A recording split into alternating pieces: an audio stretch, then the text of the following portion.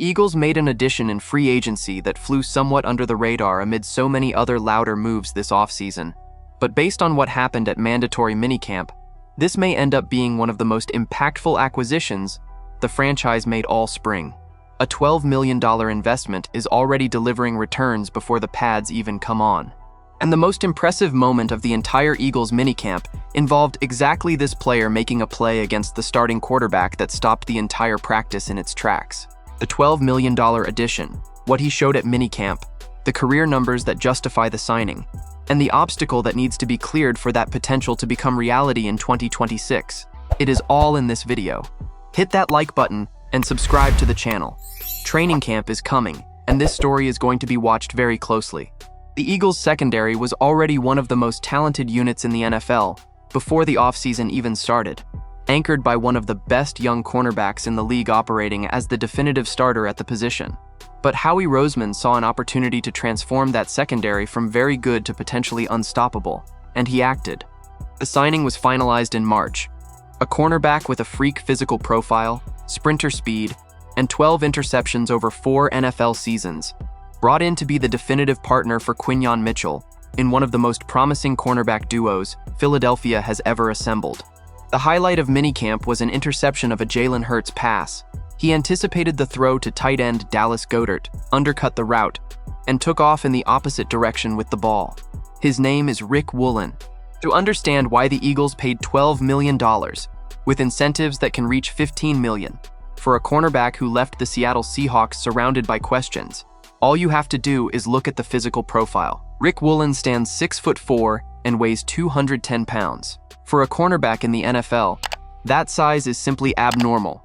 The position is historically dominated by smaller, more agile players built to follow wide receivers in open space. Woolen breaks that mold completely. And the cherry on top, with all that size, he runs the 40-yard dash in 4.26 seconds.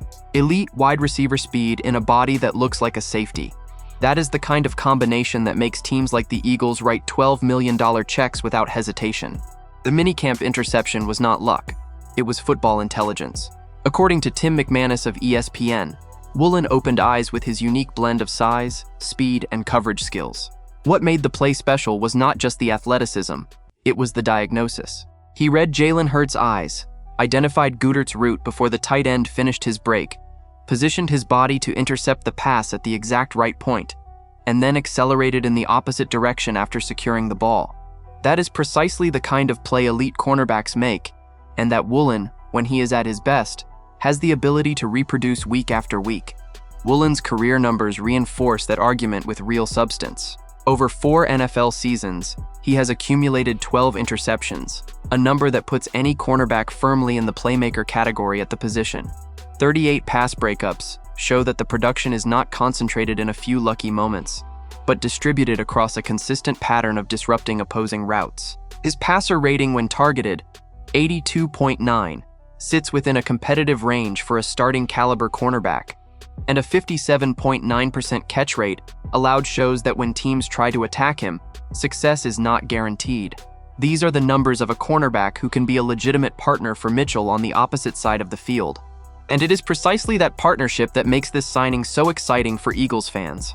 Quinyon Mitchell is an All-Pro, one of the 2 or 3 best cornerbacks in the NFL right now, on any honest list you want to make. But having an elite cornerback on one side of the field and a clear weakness on the other is a vulnerability that offensive coordinators exploit methodically week after week. With Woolen on the opposite side of Mitchell, the equation changes fundamentally.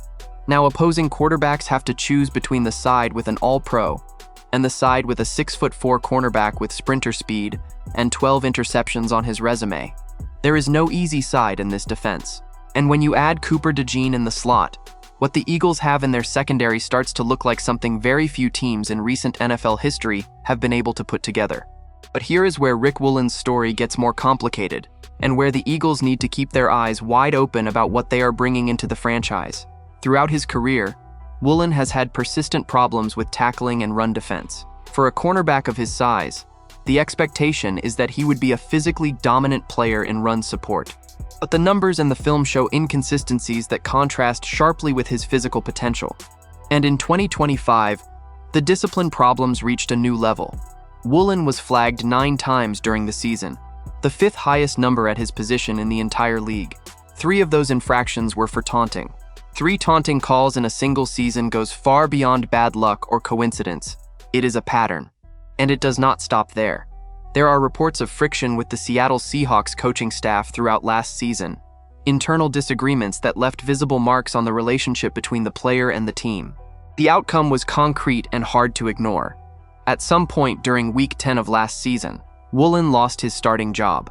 From that point forward, he became a rotational player, a shift the numbers document clearly. Between Weeks 1 and 10, when he was healthy and in the starting lineup, Woolen averaged 63 snaps per game. Between Weeks 11 and 18, that number dropped to 35 snaps per game. The drop was not due to injury. It was a coaching decision. And any team that signs a player who lost his starting spot in the middle of the previous season is making a bet. A calculated bet, but a bet. The central question the Eagles need to answer is straightforward. Can the Philadelphia environment be what transforms Woolen from a problematic player into an elite one? There are reasons to believe it can.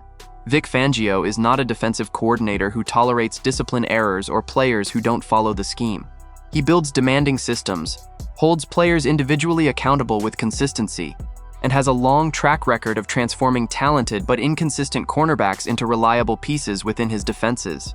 If Woolen arrives at training camp with the right mindset and everything seen at minicamp suggests that willingness exists, Fangio's system may be exactly the container the cornerback needed to channel his talent productively.